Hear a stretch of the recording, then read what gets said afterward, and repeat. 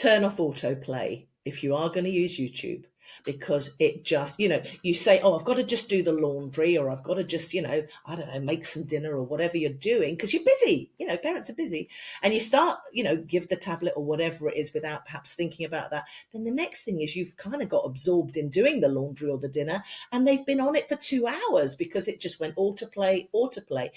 And that's the dangers of it.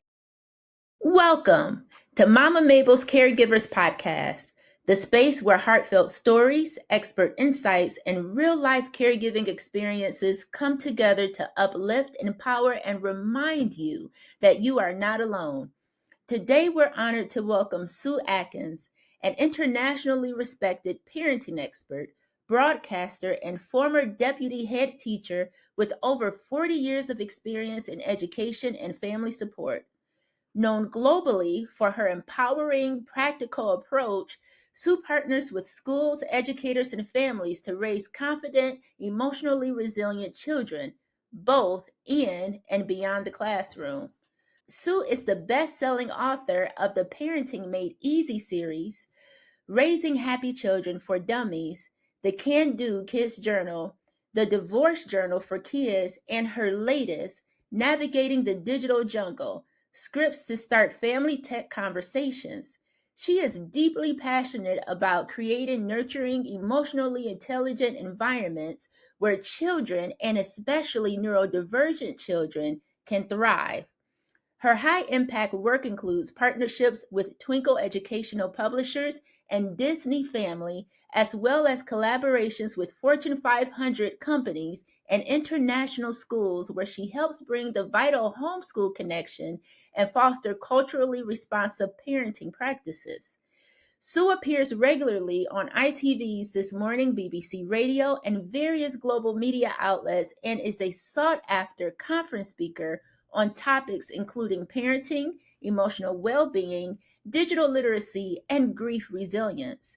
As the host of the Navigating the Digital Jungle podcast, Sue brings together expert insights on screen time, digital wellness, and parenting in the modern world, helping families better understand the tech challenges facing children today. Whether you're parenting an autistic child, navigating ADHD challenges, or simply overwhelmed by tech in your home, this episode offers clarity, comfort, and real-world tools. This is your invitation to pause, reflect, and reclaim your power as a parent, one intentional conversation at a time. Let's get into it.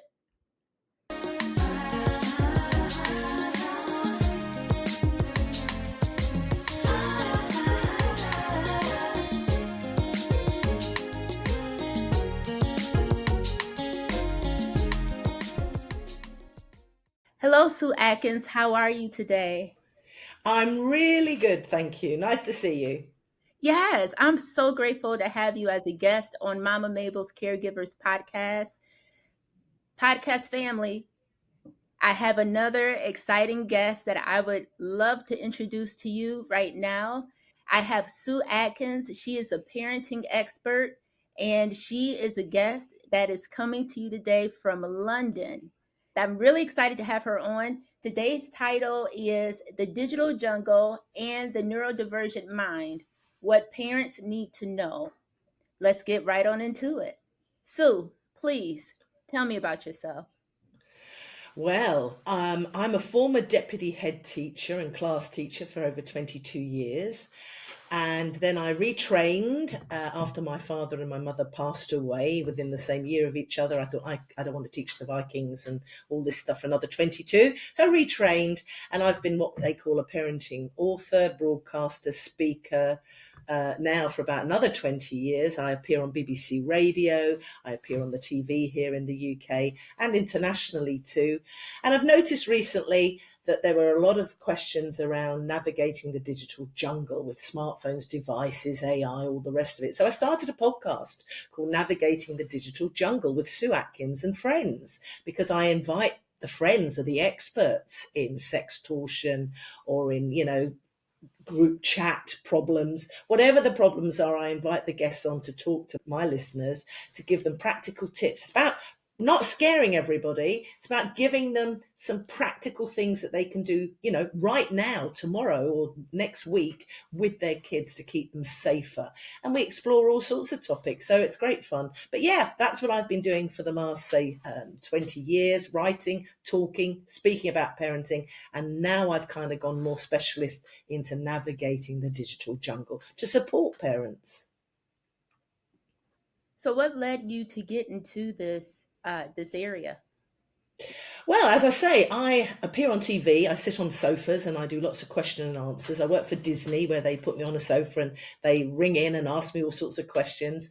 And I noticed that the questions were getting more and more specifically about the digital problems, and also with children that are neurodiverse and children with additional needs. So I tended to specialize in being able to support, guide, nurture, and hopefully help parents navigate these difficult times, because they are difficult and it keeps changing so quickly, doesn't it? We think we've nailed it down with an app, for example, the kids are playing on that, then it changes and it all gets into AI and you think, oh, I'm lost control of that. Children are seeing things that they shouldn't see. They're frightened. Sometimes they're being cyberbullied. There's a lot of dangers out there. But on the other hand, I am very pro tech, but I'm also protect them as well, and delay some of it. Don't just automatically give your toddler a smartphone because you want to go and do the laundry or something. Think about how you're using tech, because the longer you can delay it, the better it is for children's mental health, their well-being, their speech and language development, their social skills, their emotional regulation. There's so many pluses to just delaying it a bit and thinking about how you're using it mindfully, not just automatically. That's great that you said that. I was just thinking about overall how everything has changed in terms of when Yeah, I was a child versus now, and dealing with the whole digital AI space that we're in. I remember growing up, we watched cartoons. yeah, We, we didn't have cell phones. At most, we had walkie talkies. yeah, And, I am a millennial. And I grew up in a time period where I was able to play outside all day with my friends, and my curfew yeah, was street light. So when the yeah, street lights came on, I needed to be in the house. And it's yeah, interesting how things have changed. I had a contractor. yeah. Yeah, so here's an example. I had a contractor that came over to do some work for me in my home, and the contractor brought their son with them. The son, I want to say, was about 6 or 7 at the time. And so his son came over, and his son had a tablet, a cell phone, and he also asked to watch TV. And I'm like, yeah, sure. Sure, you can watch my TV. I said, well, what would you like to watch? And his father was like, oh, he watches YouTube. I said, he doesn't watch cartoons? And his father was like, no. And the little boy said, no, I don't watch cartoons. I was amazed at that. I said, okay, well, what would you like to watch? He says, I follow so and so. I'm like, okay, who's so and so? And the father was like, oh, it's this person from Roblox that he follows. And I'm like, huh, okay. So then I turned it on to YouTube and I played the Roblox, and I watched it myself because I don't have children, so I don't necessarily keep up with everything that's going on. Sure, sure, sure. But I was intrigued, so I'm watching this, and all it was a person playing video games on Roblox, and he was watching it. Then after a while, Mm. in addition to watching TV, he got on his tablet and was also playing Roblox while he a video game on Roblox while he was watching a Roblox. Yeah, It was yeah. just so much going on, and Yeah. I was so surprised. This is where we're at. Well, And it's overwhelm, isn't it? It's overwhelming screen time. You're not only passively, you're not even playing, you're passively watching something. Then it goes to autoplay. Then you get some dodgy adverts that are dangerous that you shouldn't really be seeing, maybe at 6 and 7. Parents are not keeping an eye on what they're seeing, for how long they're seeing it. meanwhile, he's overwhelmed. His brain is overstimulated with all the different buzz and the color and all this fast stuff. Also, Roblox is dangerous. I've got a guide on how to use Roblox and how to talk to your children about the use of Roblox, because, some bad people hang out there and groom kids and do stuff. And also they see things and they shouldn't see them. So, we need to be on top. As I say, I love tech, but we've got to use it mindfully. That is just overload. And he's only 6 or 7, and he should be sort of really outside kicking a ball and being a bit bored and playing around a bit, not constantly moving from one screen to another, where his brain is not getting a moment's peace. Absolutely. I was intrigued because it was a lot going on. And then when his Yeah. tablet froze, he went to his cell phone. I gave him my Wi-Fi that he needed, and it was a lot going on. Thinking Yeah. about parents, Yeah. because even when I was speaking to his father, like his Yeah. father, for example, also to make sure that he stayed in tune with what his son was doing, he Mm. also played the game Roblox. So Right. from a parent standpoint, making sure you protect your children from various dangers, Mm. Mm. Mm. everything that's going on. How does a parent get started, especially for neurodivergent children? You need to be involved. You need to have a look at some of those games and look at some of those apps. They all want everything because their friend has it or they've heard about it. But you are there to be your child's parent, not their friend. You know that some of these things are inappropriate or they're not for the correct age. And sometimes they go down these rabbit warrens of danger just accidentally. But of course, children don't understand all of that. So you need to actually sit down sometimes and look at what they're begging for or asking for to see if it's okay. And the American Society of Pediatrics says with children under 2, they shouldn't be on screens at all. And if they are at round about the 2 age, you should be doing it together because you can talk about it, you can stop it, you can ask a question. It's interactive. The dangers with a lot of this for young children, they're just sitting there passively. They're watching somebody else run around and ride a bicycle instead of running around and riding the bicycle themselves. So that's not good for them. Also, they're just sitting passively. They're not really, they're probably eating at the same time. So all these little things creep up on them. So we need to be doing things together. And certainly with neurodivergent children, they do need a bit of guidance because they need to know there's predictable schedules and how long they're going to be allowed to be on it, what the rules are, because of course they really like that. So to reduce their anxiety and to help them prepare what's coming next, use sort of a language like, well, here's our plan. First we're going to watch for 10 minutes, then the timer beeps, and then it's snack time, and you can check the picture so you know exactly what's coming next. So there's nothing that is a surprise to a child that's on the spectrum, perhaps, or, neurodivergent, because then they don't get so much anxiety. It's predictable. They understand it, and that takes down their anxiety. Because timers also are brilliant for transition because they're external. They're not personal. You're not saying, mum's not saying no.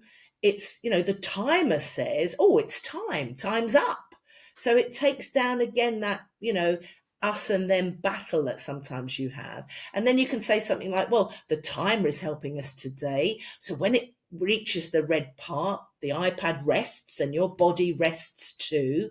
And I'm right here to help you when it stops. So you kind of have that kind of approach to it. So that takes down the overwhelm and prepares them for what's coming next. That's a great way to get started. Would you also recommend before allowing your child to get on a tablet, or whether they're watching whatever they're watching on YouTube now, prior to that, or even prior to getting on various platforms, social media platforms, would you recommend to the parent that they take a deep dive first into those Oh, platforms? yeah. Oh, absolutely. If you do nothing else from listening to us talk today, turn off autoplay if you are going to use YouTube. because it just, you say, oh, I've got to just do the laundry, or I've got to just, I don't know, make some dinner or whatever you're doing because you're busy. Parents are busy, and you start, give the tablet or whatever it is without perhaps thinking about that. Then the next thing is you've kind of got absorbed in doing the laundry or the dinner, and they've been on it for 2 hours because it just went autoplay, autoplay. And that's the dangers of it. And also, you've lost control of what they've seen. So please go in and learn how to do some parental controls so that you have that extra layer of protection. All devices have it, all websites and all devices have parental controls. If they're older kids, I tend to call them privacy settings, because as soon as you say parental controls to a 13-year-old, they're going to go, well, I don't want a parental control, thanks. I'm a teenager, so I'm going to get round that somehow. So if you say, let's do this together because I want to protect you from seeing violent content or inappropriate content that might frighten you, let's do it together so they understand it and then they've bought into it because you're doing it together. It's not something done to them. You're doing it to keep them safe. You've explained why you want to do it. You're not just being horrible and a fuddy-duddy. You are actually doing it for a really good reason as their parent. And I think that helps take down the battles as well. I want to say this was about 2013. This is when I started noticing a shift Yeah. in our society. I was in Miami. I was visiting a friend of mine who had just been relocated to Miami with his corporation, and Yeah. went out to dinner. And while we were at dinner, like, it was beautiful.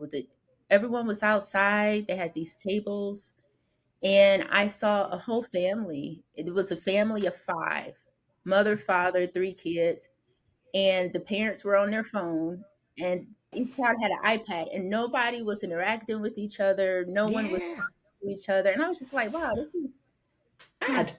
yeah, yeah. And since that time, it has grown. And now Oh, when I go yeah.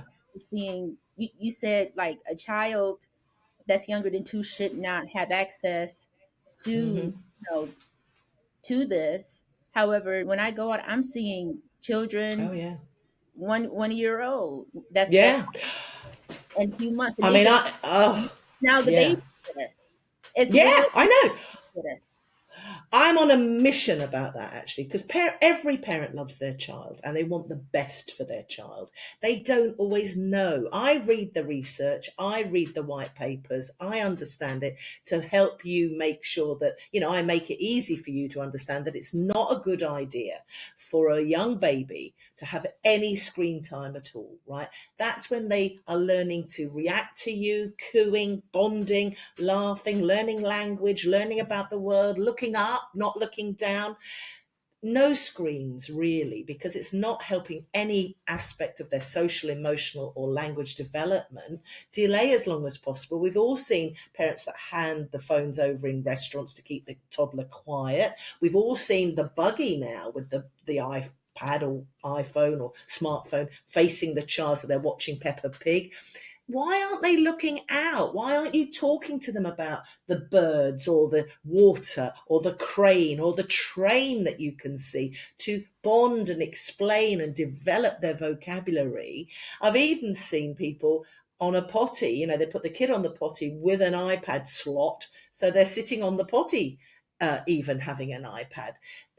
Come on, what are these habits we are? The addiction starts early. And I tell you where the addiction starts. It starts with us because they're looking at us. They're learning from us.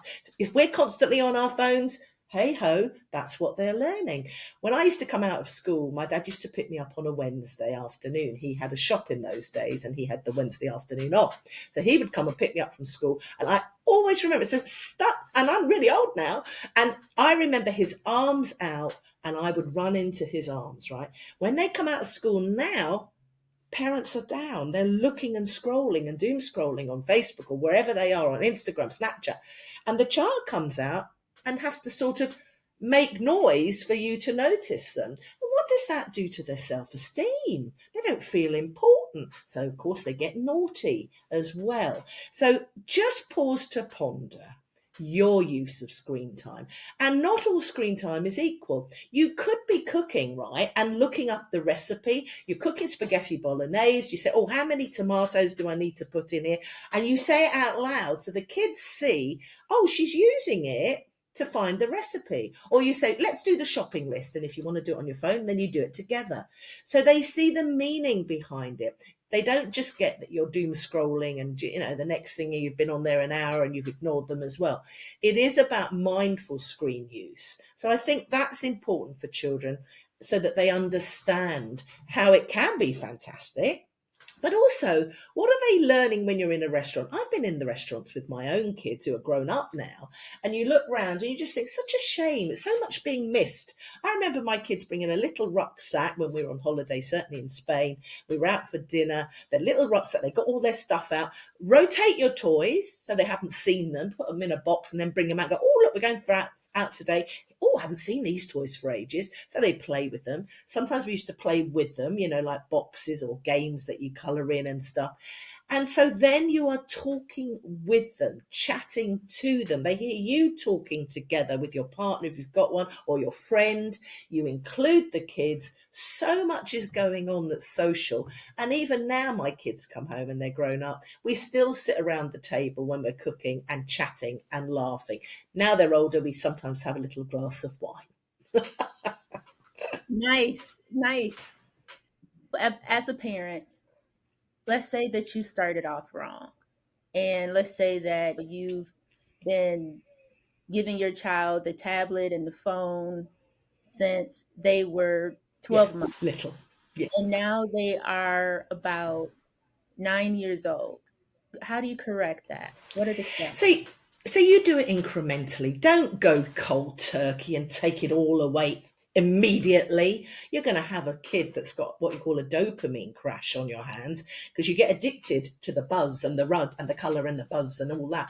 So do it gently, do it slowly, do it incrementally, do it together. You say, well, I'm going to put my phone away or my device now in another room while we eat. So you eat together without a device. Or bedtimes, you charge the phone or the device downstairs so they don't bring it up automatically to their bedroom because they get the blue light and they get buzzed up. They don't fall asleep.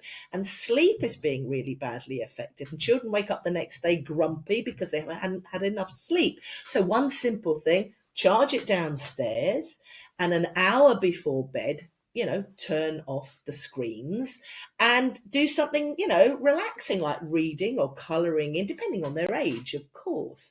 Whatever their hobbies are, perhaps that's the hour before bed that they do that. Or if they're little, they have the bath and then they have the bedtime story and then they go to sleep more naturally and they can fall asleep themselves, which is what we need to teach them because they get buzzed up. I was on a program here in the UK, a BBC program, and a lady rang up and asked me a question when I was sitting on the sofa, and she said, you know, we put our son to bed at 6 o'clock, you know, with his device, and we went downstairs and we had our dinner, and they forgot to check on him, right?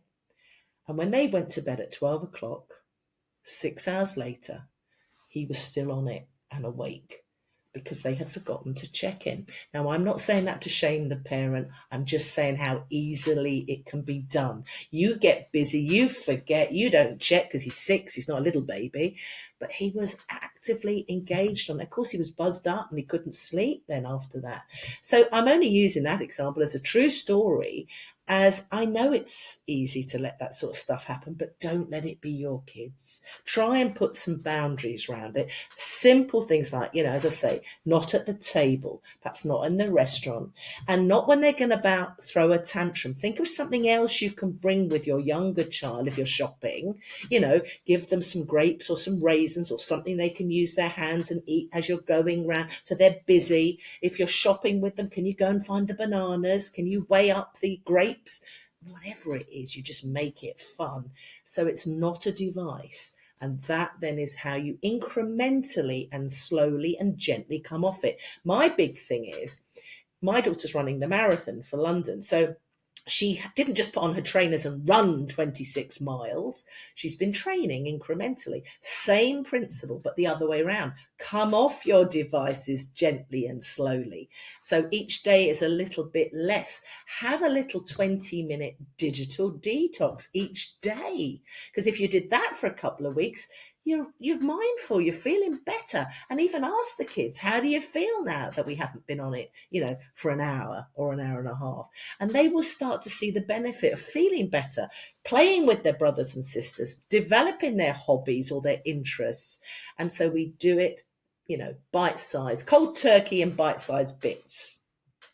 That's great that you said that, because as a parent, as an adult, you could get overwhelmed. And I know that we're Yeah, guilty. Many people are guilty, including myself. It's so sure. easy to just get on Yeah, to social media, or I can get on TikTok and I'm yeah. like, oh, let me just get on TikTok to unwind a little I bit. know. I know. 4 hours later, I'm like, oh I my God, know. it's been 3 hours and I've been on just Yeah, scrolling and yeah. scrolling.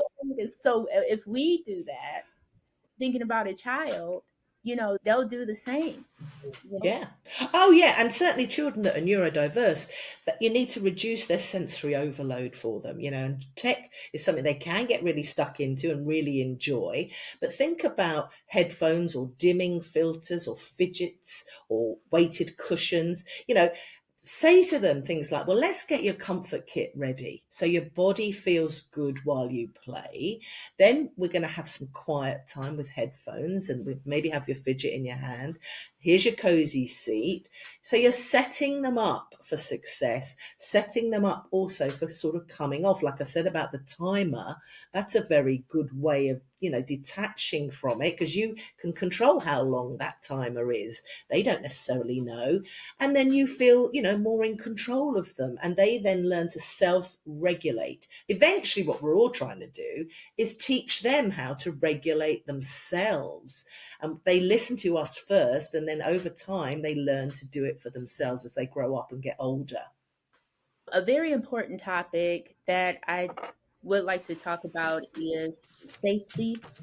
I know that there are all types of groups and even cults that's out there. 764, there's been a lot of conversation about that. As the expert, what are some tips that you can Yeah. share for parents to help them keep their Yeah. children safe? Yeah, yeah. Well, I want to touch on something that's quite serious, isn't it? And if some people have never heard of it, but as you say, it's sort of in the news a bit and it's online. It's an online kind of cult, if you like, that 764. It sounds a bit dramatic of me to say that, but I want you to be aware that it's not just, oh, well, they're playing, it's okay, because it targets children as young as 9. And those sort of platforms, like Roblox as well, like Minecraft and like Discord, they're all pretty similar on that. And you think, oh, the big tech guys, they've put some safety stuff in. They really haven't, because they don't really care about your child, to be quite honest. And if it's a harmful network, you need to talk and teach your children. It's all about communication. It's all about connection. Don't get angry. Don't nag. Talk with them, not at them, and talk about perhaps some of these places are a bit dangerous. And if they get a funny feeling in their tummy, is that person really who they say they are? We don't want to, make children not trust adults, but on the other hand, children are very trusting, and they might be giving away their address or where they go to school or where they hang out with their friends. And that's, of course, they come across these bad actors as sort of, oh, I'm going to be your friend and I'm your age. Actually, they are grooming them and manipulating them. And of course, they sound friendly and they might join in a game and offer a bit of support and sound empathetic and understanding. And then they slowly close in the net so your child gets more and more isolated. So conversations are important. And one of the very important things that I want you to listen, get everybody is make sure when they make a mistake or they get it wrong or something awful happens, they come to you, not because you're going to shout and be angry and cross and take away their devices and shame them. Don't shame them and blame them. It can happen to me. It can happen to you. It can happen to anyone. And of course, children, neurodivergent children, autistic children, ADHD children, they sometimes struggle with the social cues, and they sometimes have this social and sensory overwhelm. So they want to be accepted and they want predictability, and that can make them a bit more vulnerable to those kind of manipulated sort of tactics that other people haven't got their best interest at heart. So have a think about, what does grooming look like? So pause to ponder. It almost always is subtle. It's a new friend, that's suddenly becoming very attentive to your child and very flattering. That's a warning red flag. They invite them to join private chats and secret groups. No, no, no, no, that's danger. Uh, they start to ask your child to sort of keep things from you. Don't tell mum, don't tell dad, that kind of language, because they're slowly pushing those boundaries, those emotional, those personal, and those behavioral boundaries. It's rarely sudden. So you're not going to notice it. Oh my God, there it is. It's going to be invidious. It's going to creep in. It's going to be a drip, drip. It's designed like that, and that dependency, they feed off that, and that secrecy and fear. So the more open you can be, even if, when my children were young, and we're going back quite a bit, we used to have the devices and stuff in what I call the utility room, where I'd have to go and get stuff out of the fridge, and I'd walk past and I'd look over their shoulder. I was constantly actually keeping a bit of an eye on who they were talking to, what they were saying, what was happening. But they didn't necessarily feel I was, being a big, strong person behind them, but I was keeping an eye on it. So I would know if anything started to creep in. And, just think about that. Secrecy is the big thing. It happens in messaging. It happens in gaming a lot. So be mindful of games. You think the games are fun and innocent. These people are called bad actors. They don't have your children's best interest. If your child suddenly starts to switch off the screen when you walk in the room, that's a red flag. Why are they doing that? Has someone told them to do that? If they switch from one screen to another quickly, or they won't talk openly about what they're doing or the friends that they've made.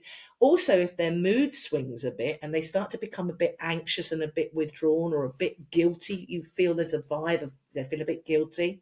They've joined a new group like Discord or something, or Telegram, those sort of things, without you noticing or knowing.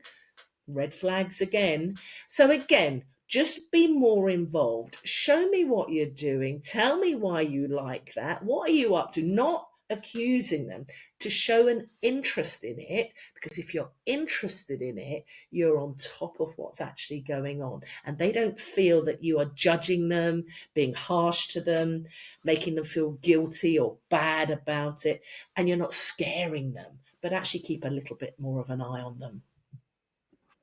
Okay, would you also say just having a conversation with your children about everything that they're on, whether it's Discord, Roblox, etc., and telling Yeah, them, hey, just a few rules of engagement, no drifting yeah, off into personal or private yeah, rooms. yeah. If someone asks you something personal, let me know. Don't And of course they forget, don't they? They're kids. They're engrossed in the game and the chat. Right. So just keep your conversations light, keep them open, keep them calm, and let your kids know if anything is a bit scary or a bit confusing or a bit uncomfortable. They never need to feel they're in trouble. Just come and talk with you or to you, and explain to them in the language that they understand, depending on their age, maturity, that not everybody online is actually who they say they are. They can pretend to be kind or pretend to be, your friend, and you don't necessarily always have to trust them. So this is actually about what you call media literacy. And, real friends never ask you to make you feel kind of guilty or secretive. They never ask for private photos, do they? They never move conversations off into a strange place that's hidden, and talk about that. And then they'll kind of know when that kind of might start to happen. Oh, my mum or dad said that's not a good thing to happen. I'm going to just go and check with mummy and daddy, or mum or dad, or whoever is your carer. Because I think keeping those devices in shared spaces as well, like I told you when my kids were young, so they didn't necessarily know, but I was always sort of walking behind them and having a look and having a listen, and could join in. And I said, oh, you're talking to Lewis today. Oh, I know him. So it's all very convivial and lovely and chatty and friendly, but actually, you know what, I'm looking at that, I know you're talking to him. And of course, have some clear boundaries and predictable rules and regular check-ins. Make it regular, so that it's not just once in a blue moon. You kind of sit and, even on a Sunday or something, if you're eating together, you say, how'd it go this week? How was your stuff online this week? So you're kind of even having conversations about what went well, what didn't go too well, and you say the same sort of stuff you said, the same. And with children that may be on the spectrum, social stories and role playing is a great way to help them understand manipulative behavior. So I hope that helps. I don't want to overwhelm people, but do keep on top of it. It's really, really important, particularly as that's in the news at the moment. That's excellent information. Podcast family, I know that I speak for everyone when I say I sincerely appreciate you sharing your knowledge and your expertise on this topic. So, podcast family, I do have great news because there's more information and resources that Sue has to offer you. So, she has a website. It's called Navigating the Digital Jungle. And within the website, she also has a book entitled Navigating the Digital Jungle. In addition to that, she also offers digital resources for you. And that is something that's great. Can you share more about that? Yeah, well, I've got a podcast called Navigating the Digital Jungle with Sue Atkins and friends. And the friends are actually the experts in certain areas like AI or cyberbullying or sextortion or any of these topics. They're not all bad, all the bad topics. We talk about creative uses of tech. We talk about how you do stuff together with tech. Because as I say, I'm pro tech, but protect. So I bring in the experts. We chat like you and I are chatting here, because these conversations shouldn't create fear. They should create confidence. And I'm all about empowering you as a parent so you can then empower your kids.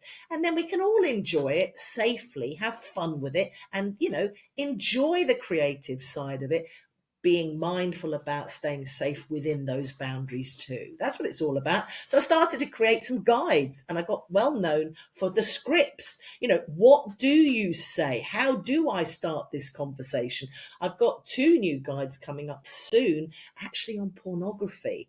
And one of them is for children with additional, needs, neurodivergent children as well. One guide is for families there and families that are trying to navigate it with kids that are neurodivergent, because no one is sort of talking about it. I gave a talk the other day in the school, and after I'd finished, the mum came up and said to me, how do I talk about this with my son? Because it used to be birds and the bees, just innocent kind of conversations about relationships and, healthy relationships and love and all that. And now, it's so dangerous what they see, the misogynistic content and the AI, where they're getting false information about what a really nice, healthy relationship should look like, where there's respect all round. So we must have these conversations. I know you don't want to. I don't want to talk about it sometimes either. It's a bit embarrassing. It's a bit awkward, but we've got to, because we've got to talk and teach our children about love and healthy relationships, and about how we navigate some of this stuff so they grow up happy and they're, in a good place with it all. That's great information. Podcast family, everything that Sue Atkins, our parenting expert, has shared, I will make sure it will be in the description of this podcast episode. In order to get in contact with Sue Atkins and to obtain her resources, you'll need to access her website. And again, that information will be in the description of this podcast episode. There's free stuff on my website as well. You can sign up how to delay smartphones with your kids. There's all sorts of coaching questions that are free as well. Get a cup of coffee, sit down. ask yourself a few questions that help you find some answers for your family. So there's all sorts of resources on there. I'm here to help, not here to judge people. I just feel it's really important. And of course, none of us have brought kids up in this kind of world before. We don't know, and it is a bit scary, but it's also quite exciting in some ways, of course. So we've got to find balance. So thank you for this opportunity. I've really enjoyed talking to you. It's been really lovely. Yes, Sue Atkins, thank you, thank you, thank you again for coming on to Mama Mabel's Caregivers podcast and sharing all of the great knowledge and wisdom that you shared as a parenting expert. I know again that I speak for all when I say we sincerely appreciate it and sincerely appreciate you. So thank you. Thank you. It's been a joy. All right, podcast family. Until next time.